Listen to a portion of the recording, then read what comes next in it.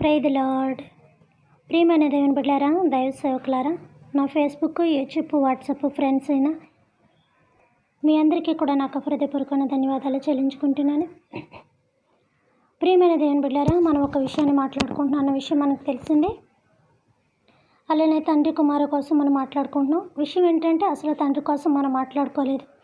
ఈ యొక్క విషయాలు వింటున్న వారికి, కంటిన్యూగా వింటున్న వారికి ఇవన్నీ తెలుసు కాబట్టి ఇక నేను చెప్పనవసరం లేదు.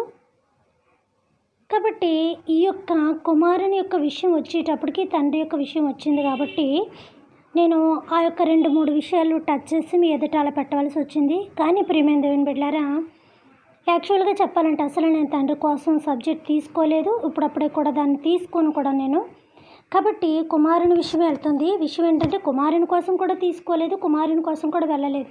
మనం చెప్పుకొని ఒక్క సబ్జెక్ట్లోని ఇది ఎలా రాబట్టి ఇక్కడ నుంచి ఆ లైన్ ఎలా కలిసిందని కొన్ని మాటలు మీ ఎదుట నేను ప్రస్తావించడం జరిగింది. అది కూడా ఏ యొక్క అంశం మీద మనం స్టార్ట్ చేసుకున్నామంటే కనుక ఆ రోజు దానికి హెడ్డింగ్ కూడా ఏదో పెట్టుకున్నాం కదా మనం.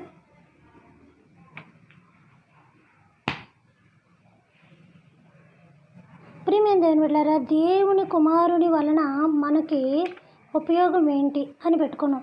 యేసు ఎందుకు ఈ లోకానికి వచ్చాడో, రావాల్సి వచ్చింది అని చెప్పడానికి ఆ యొక్క వివరం మనకి తెలియడానికి ఆ యొక్క విషయాలు తెలుసుకున్నాం.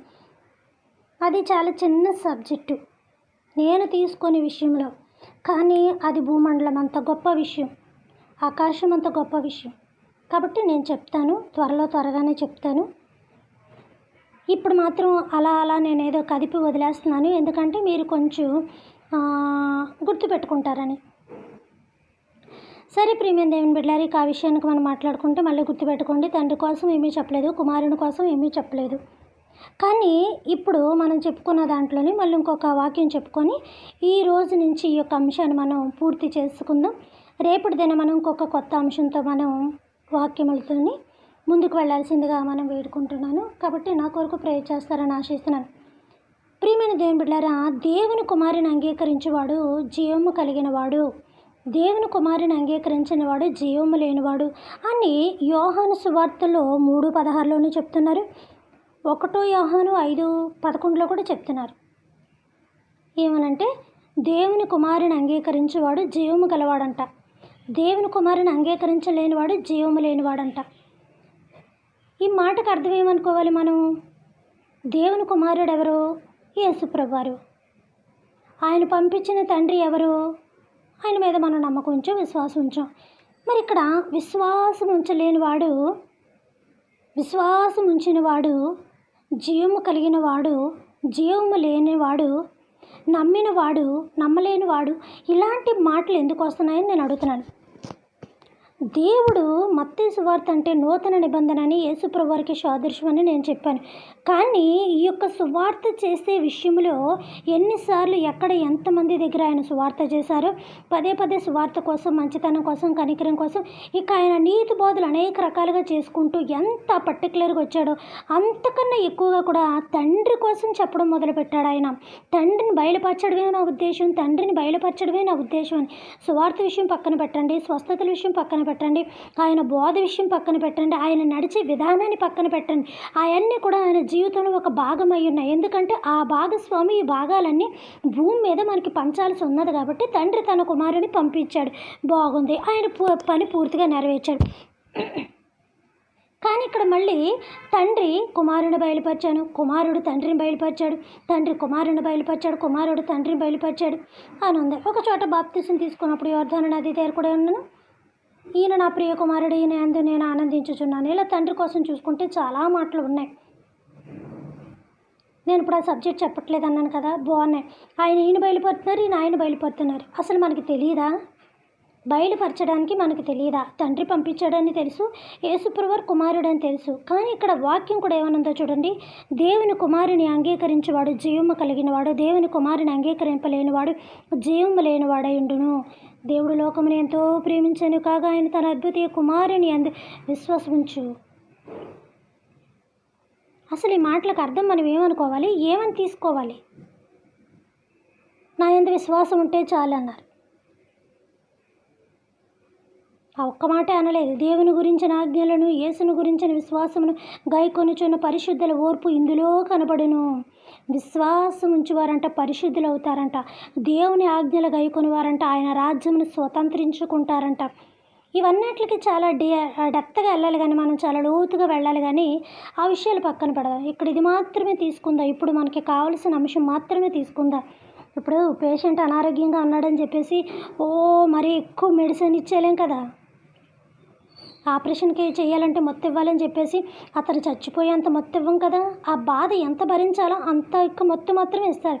అంతకు మించి డోస్ ఎక్కువ ఇచ్చాడనుకోండి ఇక ఆపరేషన్కి పనిచేయడు. ఇంకా ఎలాంటి కోఆపరేషన్కైనా బాడీ ఇవ్వడాకే తప్ప ఇంకెందుకు పనిచేయడు. కాబట్టి ప్రియమైన దేవుని బిడ్డలారా, జీవము కలిగిన వాడు. మనం మందిరానికి వెళ్తున్నాం కదా, యేసుప్రభు వారి కోసం తెలుసుకుంటున్నాం కదా. యేసుప్రభు వారు ఏమైనా మనతో ఉన్నారా? పోనీ మనమేమన్నా ఆయనతో ఉన్నామా? గొప్ప విషయం ఏంటో తెలుసా ప్రియమైన దేవుని బిడ్డలారా, చూచి నమ్మిన వారి కంటే చూడక నమ్మిన వారు ధన్యులు. శిష్యులు ధన్యులా, మనం ధన్యులా? యేసుప్రభు వారు నడిచిన కాలంలో ఉన్న ప్రజలు ధన్యులా, మనము ధన్యులమా? యెహోవా దేవుని కాలంలో ఉండి అద్భుత కార్యములు, ఆశ్చర్యకార్యములు చూసి అన్నవన్నీ పేకల దాకా తినేసి ముక్కుల దాకా కక్కుకొని నాసిక రంధ్రములలోంచి కక్కి దాకా తిని కూడా ఆయన అద్భుతములు, ఆయన ఆశ్చర్యాలు మర్చిపోయి ఆయన హేళన చేసి ఆయన మాట్లాడి పదే పదే ఆయన రాబట్టి ఏమైపోయాడంటే చులకనైపోయాడు. పదే పదే అలా కనిపించబట్టి చులకనైపోయాడు. కాబట్టి ప్రియమైన దేవుని బిడ్డలారా, ఒకటి మనం గుర్తుపెట్టుకోవాలి. మనం ఇక్కడ ఒకటి గుర్తుపెట్టుకోవాలి. మనం యేసుప్రభువుతో లేము, యేసుప్రభు వారు మనతో లేము. కానీ చాలా అందరికన్నా అటు యెహోవా దేవుని కాలంలో ఉన్న ప్రజల కన్నా, యేసుక్రీస్తు ప్రభు వారితో ఉన్న ప్రజల కన్నా, ఆ ఇద్దరు దేవుళ్ళు ఉన్నప్పుడు ప్రజల కన్నా మనం చాలా చాలా చాలా గొప్పవారు. ఎందుకో తెలుసా? ఇప్పుడు మనల్ని యెహోవా దేవుడు నడిపించట్లేదే, ఇప్పుడు మనల్ని క్రీస్తు ప్రభు వారిని నడిపించట్లేదా, ఇప్పుడు మరి మన పరిశుద్ధాత్మ దేవుడిని నడిపించట్లేదట. యేసు ప్రభు కనిపించినట్టు పరిశుద్ధాత్మ దేవుడు నీకు కనిపించాడా? యెహోవా దేవుడు కనిపించినట్టు పరిశుద్ధాత్మ దేవుడు నీకు కనిపించాడా? ఆయన కనిపించకుండా చూసి అద్భుతకరంగా నమ్ముతున్నామే. ఆయన కనిపించకపోయినా మన ప్రాణములు ఆయనకు అర్పించామే. ఆయన కనిపించకపోయినా కడుపు మార్చుకొని మోకాళ్ళేసి ఉపవాసాలు చేసి కన్నీటి రోదన చేస్తున్నామే. నువ్వంటూ ఉన్నావయ్యా, నువ్వంటూ కార్యాలు చేస్తావయ్యా, నువ్వంటూ రక్షిస్తావయ్యా, నువ్వంటూ ఆదరిస్తావయ్యా అని నువ్వు నువ్వు నువ్వు నువ్వు అని పదే పదే పదే రకాలుగా మనకున్న అనేకమైన ప్రాబ్లమ్స్ బట్టి దేవుడి మీద ఫుల్గా డిఫెండ్ అయ్యి ఉన్నాం. చూసారా? ఇదండి నిజమైన భక్తి అంటే. నీ పక్కన ఆయన తిరుగుతూ నీకు అన్ని సపర్యాలు చేస్తూ ఆయన నీతో ముఖాముఖిగా మాట్లాడి, అప్పుడు ఆయన కాలంలో యాకోబు వాళ్ళు కూడా ఆళ్ళ ముఖాముఖిగా మాట్లాడుకొని, క్రీస్తు ప్రభువారితో ఆళ్ళ ముఖాముఖిగా మాట్లాడుకొని, సరే పరిశుద్ధాత్మ దేవుని కాలం మనం ఏమైనా ముఖాముఖిగా మాట్లాడుకుంటున్నామా? పరిశుద్ధాత్మ దేవుడు మనకు కనిపిస్తున్నాడా? ఒకసారి మనం వాక్య రీతిలో కాకుండా ఏదో ఒక ఫ్యామిలీ మెంబర్స్ కింద మనం మాట్లాడుకుందాం. చెప్పండి ప్రియమైన దేవుని బిడ్డలారా, పరిశుద్ధాత్మ దేవుడు మన పక్కన కూర్చున్నాడా? శిష్యుల పక్కన కూర్చున్నాడే. పరిశుద్ధాత్మ దేవుడు మనతో తిరుగుతున్నాడా? యెహోవా దేవుడు ఆ యొక్క భక్తులతోటి తిరిగాడే. మన పరిశుద్ధాత్మ దేవుడు మనకి ఏం చేశాడు? మన ప్రార్థన ఆలకించి కార్యాలు చేస్తున్నాడు కదండి. పరిశుద్ధాత్మ దేవుడైనా ప్రార్థన ప్రతిఫలం ఇస్తుంది. ఇందులో యేసుప్రభు వారి యొక్క ఎంట్రీ లేదా? ఇందులో యెహోవా దేవుని యొక్క కార్యం లేదా? ఇందులో తండ్రి కార్యం లేదా? ఏమనుకోవాలి మనం? తండ్రి, కుమార, పరిశుద్ధాత్మ దేవుని కాలం అని ఉంది కదండి. మరి అప్పుడు ఆ కాలము, మధ్యలో ఈ కాలము, తర్వాత ఈ కాలము అంటే భూత, భవిష్యత్తు, వర్తమాన కాలాలకి ముగ్గురిని 3 పెట్టేశారా మీరు? మేము పెట్టడం ఏంటండి? అలాగని బైబిల్లో ఉంది కదండి అని మీరు అనొచ్చు. నిజమే ప్రియమైన దేవుని బిడ్డలారా, ఉంటే ఉండొచ్చు. కానీ కంటికి కనపడకుండా, చెవికి వినపడకుండా ఆయనే ఉన్నాడని కనిపించిన కళ్ళతో చూస్తూ ఆయనే వింటున్నాడని చెప్పేసి వినిపించిన చెవులతో వినిపిస్తూ ఎంత అద్భుతకరంగా మనం దేవుని స్తుతిస్తున్నామే. ఇందులో భక్తిపరులు ఎవరు, భక్తిహీనులు ఎవరు అన్నది పక్కన పెడదాం. భక్తిపరుడు, భక్తిహీనుడు ఒకసారో 2 సార్లు, 1000 సార్లు, 10,000 సార్లు దేవుని తలంచుతున్నాడా లేదా? గుళ్ళోకి వెళ్ళగానే నీకు పాస్టర్ కనబడతాడు, దేవుడు కనబడతాడా? యెరూషలేము దేవాలయానికి వెళ్ళగానే ప్రతి విశ్రాంతి దినం పూట కూడా ఈయన కనిపించేవారు. ఎవరు? యేసుప్రభు వారు కనిపించేవారు. ఆయన కుర్రాళ్ళు వేసుకొని ఊరమ్మట వెళ్ళిపోవడం. ఆయన పని పాట ఏమున్నది? ఇంకా ఎలా వెళ్ళిపోవడం, దేవుని సువార్త చెప్పడం, తండ్రి కోసం చెప్పడం. పని పాట లేకపోవడం కదా, ఆ దేవుని సువార్తనే దేవుని ప్రకటించడమే ఆయన పని. పనిలో అదొక పని. ప్రియమైన దేవుని బిడ్డలారా, గుర్తుపెట్టుకుంది. ఒకసారి మన వాక్యాన్ని చాలా డీప్గా ఆలోచించాలి. ఏదో నేను చెప్పేశాను కదా అని చెప్పేసి మీరు వినేశారనుకోండి, అది కరెక్ట్ కాదు సుమా. అది అసలు కరెక్ట్ కాదు. చెప్పడానికి ఏముంది? ఇప్పుడు అందరూ చూస్తున్నారు, ఫేస్బుక్లో చూస్తున్నారు, యూట్యూబ్లో చూస్తున్నారు, అందులో చూస్తున్నారు, ఇందులో చూస్తున్నారు, అన్నీ చూస్తున్నారు. 4 మాటలు కడుపులో వేసేసుకొని బల్లని 4 గుద్దులు గుద్దేసి మైకిని 7 ముక్కలు చేసేయచ్చు. అది కాదు విషయం. అక్కడ ఎంత ఎగిరామా అన్నది కాదు, ఎన్ని గంతులేసామా అన్నది కాదు, ఎంత గట్టిగా చెప్పేసామా అన్నది కాదు. యేసుప్రభు వారు గంతులు వేశారా? యేసుప్రభు వారు ముక్కలు చేశారా? యేసుప్రభు వారు ఇది చేశారా? దేవుని కార్యానికి అడ్డొచ్చినందుకు, ఆయన మందిరాన్ని పాడు చేసినందుకు ఒక్కసారి ఆయన భయంకరమైన కోపం తెచ్చుకున్నాడు యెరూషలేము దేవాలయంలో. మనం ఏమో ఆలోచిస్తున్నాం వాక్యాన్ని. లేఖనములు మీరు పొరపడియే కదా చదువుచున్నారు. అసలు ముందు మనం బైబిల్ చదివితే బైబిల్ యొక్క విధి విధానం ఏంటనేది మనకు అర్థం అవుతుంది అనుకోవద్దు సుమా. దేవుడు అర్థం చేస్తాడు.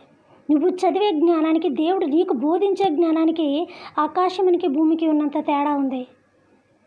నువ్వు చదవాలని ఒక ఫార్మాలిటీకి చదువుతున్నావేమో, దేవుడు కదా చదవాలి కదా అని ఒక భక్తికి చదువుతున్నావేమో. నిజంగా మనం ఎంత భక్తి పరులను తెలుసా?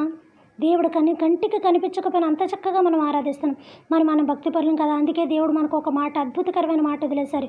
చూచి నమ్మిన వారి కంటే చూడక నమ్మిన వారి ధన్యులు. మనం చాలా ధన్యులమండి. దేవుడు నోటి చేత ధన్యత అనే మాట వచ్చిందంటే అసలు అది ఎంత వండర్ఫుల్ అయిన వర్డో తెలుసా? అద్భుతంగా ఫీల్ అవ్వాలి. ఆ మాట అప్పుడు చెప్పలేదు. అందుకే ఇజ్రాయేల్ జనాంగానికి దేవుడు ఒక శాపకరమైన మాట ఇచ్చారు. మీకన్నా చూడక నమ్మిన వారే చాలా ధన్యులు. మనం నిజంగా చాలా భక్తి పరులమే. అలాగని గర్వపడద్దు. ఇంకా భక్తిని పెంచుకుందాం. మొక్కకు నీళ్ళేసి రోజు రోజుకి పెంచుకున్నట్టుగా మనం ఏం చేద్దామంటే దేవునిలో విశ్వాసాన్ని, భక్తిని పెంచుకుందాం. భక్తి కన్నా ముందు విశ్వాసాన్ని పెంచుకోవాలి. విశ్వాసమే మనకి భక్తిని ఇస్తుంది. విశ్వాసం మనకి నిరీక్షణని ఇస్తుంది. విశ్వాసం మనకి ఓపికనిస్తుంది. విశ్వాసం మనకి కార్యములు జరిగేదాకా సహనాన్ని ఇస్తూ ఉంటుంది. విశ్వాసము భక్తిలో నడిపిస్తూ ఉంటుంది. వెళ్ళి మందిరంలో కూర్చొని చప్పట్లు కొట్టేసి వాయిద్యాలు వాయిచ్చేసినంత మాత్రాన భక్తి వచ్చేస్తుందా? ఆనాటి భక్తి పరులు ఎవ్వరూ చప్పట్లు కొట్టేసి వాయిద్యాలు వాయిచ్చేయలేదు. దేవునితోటి మమేకమైపోయారు. ఈ మాటకు అర్థం ఏంటి అసలు? ఏమని తీసుకోవాలి? దేవుని కుమారుని కలిగినవాడు నిత్య జీవం కలిగినవాడు అంటే అప్పుడు మన తల్లిదండ్రుల పూర్వీకులు, వాళ్ళ తల్లిదండ్రుల పూర్వీకులు క్రీస్తు ప్రభువారు నమ్ముకున్న కాడి నుంచి ఇప్పుడు దాకా జీవము లేనివారనా? వాళ్ళకి యేసు ప్రభువారు తెలీదా? జీవం లేదనా? నిత్య జీవం లేదనా? నిత్య జీవం నేను ఇవ్వను అనా? అలాగైతే ఒక సామెత ఏదో ఉంటుంది కదా, వద్దులేండి ఆ సామెత వాడకూడదు కానీ, అంటే తేడాగా ఏముండదు, మంచిదే. అలాగా మనము కూడా దేవుని యొక్క విషయంలోని జీవం పొందుకోవడానికే కదా, పరలోక రాజ్యాన్ని సంపాదించుకోవడానికే కదా, నిత్య రాజ్యాన్ని సంపాదించుకోవడానికే కదా. మళ్ళీ చెప్తున్నాను, గుర్తుపెట్టుకోండి. పరలోక రాజ్యం అంటే అక్కడే యేసుప్రభువారు ఉంటాడు, అక్కడే స్థితి. నిత్య రాజ్యంలో ఉంటాడు దేవుడు. నిత్య రాజ్యము, నిత్యము రాజ్యము, నిత్య జీవము, జీవము అని ఎందుకు అన్నాడంటే అది గుర్తుపెట్టుకోవాలి. జయించిన వానికే దేవుని పరదేశిలో ఉన్న, దేవుని పరదేశనని, దేవుని పరదేశిలో ఉన్న జీవవృక్ష ఫలములు, మళ్ళీ జీవం వచ్చింది, నేను భుజింపనిస్తాను. ఈ జీవం మొట్టమొదటిగా చెప్పాను ఎక్కడ పెట్టాడు? భూమి మీద సెంటర్లో పెట్టాడు దేవుడు ఆ చెట్టు అని చెప్పాడు. ఆ జీవాన్ని స్వతంత్రించుకోక వాళ్ళకి చావు వచ్చింది, మనకు చావు వచ్చింది. మన తల్లి అయిన అవ్వమ్మ, మన తండ్రి అయిన ఆదాము వాళ్ళు తెచ్చిన పెంట ఈరోజు మనకి పెద్ద ముప్పు అయిపోయింది. మనిషి ఎంత కష్టపడుతున్నా కూడా జీవం లేకుండా నిర్జీవంగా బతుకుతున్నాడు. స్త్రీ ఆ బిడ్డను కండాకి బతుకుతుందో చచ్చిపోతుందో కూడా తెలియదు. నాకు తెలియదు కానీ అన్ని పాటలు ఉంటాయంట. కాబట్టి ప్రియమైన దేవుని బిడ్డలారా, ఏమనుకుంటున్నాం మనం? నిత్య జీవం అంటే ఇటు తండ్రిని తెలుసుకోవడం నిత్య జీవం అంటే, ఇటు కుమారుని తెలుసుకోవడం నిత్య జీవం అంట. సువార్తను తెలుసుకోవడం పక్కన పెట్టండి.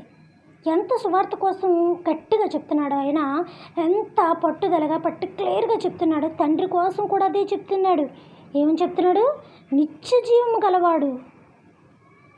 జీవము గలవాడు కుమారుడి తెలుసుకునుటే. దేవుని కుమారుని అంగీకరించేవాడు. క్రీస్తు ప్రభువుని మనం అంగీకరించలేదా? మనం బాప్తిసాలు తీసుకోలేదా? మన మందిరానికి వెళ్ళట్లేదా? అనేకమైన కార్యక్రమాల్లో దైవజనులు ఏం చెప్పిన అనేకమైన కథా కార్యక్రమాల్లో మనం పాలు పొందట్లేదా? మరి అప్పుడు మనకు నిత్యజీవం రాలంటేనా? రానప్పుడు ఎందుకు ఇవన్నీ వ్యర్థమైన ప్రయత్నాలు? రానప్పుడు ఎందుకు మందిరానికి వెళ్ళడాలు? రానప్పుడు ఎందుకు ఇచ్చేయడాలు? యేసుప్రభువారు కదా మార్గము, సత్యము, జీవము. ఆ జీవం కోసమే కదా మార్గం ఎక్కడుందా అని ఇంటికా నుంచి బయలుదేరి వెళ్తున్నాం మందిరానికి. ఆ సత్యమైన వాక్యాలు, ఆ మర్మాలు వినడానికి కదా మందిరానికి మనం వెళ్తున్నాం. మరి అప్పుడు ఇంకా జీవం రానప్పుడు ఎందుకు? ఉట్టట్టు భక్తి మనకెందుకు? వేషధారి భక్తి మనకెందుకు? పై భక్తి మనకెందుకు? తండ్రి కుమారుని పంపించడం తెలిసిపోయింది. ఇంకేటి? విశ్వాసం ఉంచమన్నారు, మనం విశ్వాసం ఉంచలేదా? ఇప్పుడు ఏమైనా క్రీస్తు ప్రభువారు ఉన్నారా? వెళ్ళి లైన్ కట్టుకొని సీఎంకి అనేకమైన పత్రాలు ఇచ్చి మన యొక్క ప్రాబ్లమ్స్ చెప్పుకున్నట్టుగా మన డాక్యుమెంటేషన్ అంతా నా ప్రాబ్లం ఇది, మీ ప్రాబ్లం ఇది, ఇంటికి సంబంధించి పొలాలకు సంబంధించి సీఎం అన్నాక అనేకమైన విన్నప పత్రాలు ఇస్తూ ఉంటారు ప్రాబ్లమ్స్ తీరుస్తారని. అందులో ఎమ్మెల్యే అవ్వచ్చు, ఎంపీ అవ్వచ్చు, మినిస్టర్ అవ్వచ్చు, బట్ ఇంకెవరైనా ఉండొచ్చు. ఆ ఖాళీలో మీరు ఎవరినైనా పూర్తి చేసుకోండి. కాబట్టి ప్రియమైన దేవుని బిడ్డలారా, తండ్రిని కోసం తెలుసుకొనుట కుమారుని చిత్తం అంట, కుమారుని కోసం తెలుసుకొనుట నిత్య జీవం అంట. మరి ఇప్పుడు మనం తెలుసుకుంది ఏంటి అంటే, మనకు నిత్య జీవం లేదా? మనం నిత్యము జీవించే రైట్స్ మనకు లేవా? అందుకేనేమో ప్రియమైన దేవుని బిడ్డలారా, మనం చనిపోయినప్పుడు మనం చనిపోతున్నాం. ఎందుకు చనిపోతున్నాం? జీవం మనలో లేదు, జీవము మనలో లేదు. దేవుడు ఒక మాట చెప్పాడు, నువ్వు ఆ పండు తిని దినమున నిశ్చయముగా బ్రతుకుదు, నువ్వు ఆ పండు తిని దినమున నిశ్చయముగా చచ్చదు. ఏ పండు తిని దినమున అని చెప్పారు? ప్రియమైన దేవుని బిడ్డలారా, ఏ పండు తిని దినమున?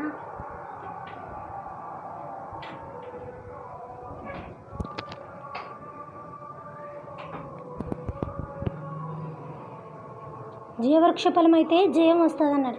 మంచి చెడ్డలు చెట్టు అయితే ఏమొస్తుంది అన్నారు? మరణం వస్తుంది అన్నారు. నిజమే, బాగానే ఉంది, చక్కగా వచ్చింది. మరి ఇప్పుడు మనకి కూడా ఇదే చెప్తున్నారు, యేసుప్రభువారు ఉంటేనే జీవం అన్నారు. మరి మనం నమ్ముకుంటున్నాం కదా, అంటే మనకి జీవం లేదా? జీవం లేపబట్టేనా చచ్చిపోతున్నాం? జీవం అనేది ఉంటే నిత్యము బ్రతుకుండేది జీవం, దాన్ని అమరత్వం అంటారు. దాన్ని జీవం అంటే నిత్యము బ్రతుకుండేదే జీవం. కాబట్టి అంటే మనం యేసుప్రభువారి దగ్గరికి వెళ్తున్నా, చాలామంది చనిపోయారే. నా తల్లిదండ్రులు క్రైస్తవులే, వాళ్ళు చనిపోయారు. తర్వాత మేము చనిపోతాం. అలానే మీ పూర్వీకుల తల్లిదండ్రులు, మీ గ్రాండ్ మా కానీ వాళ్ళ కానీ వీళ్ళు కానీ ఉంటారు కదా, వాళ్ళు కూడా చనిపోయి ఉంటారు కదా. నిజంగా జీవం అనేది ఉంటే భూమి మీద చావు అనేది ఉండదు కదా. అంటే క్రీస్తు ప్రభువుని నమ్ముకున్నా కూడా మనకు ఎందుకు మరణం వస్తుంది?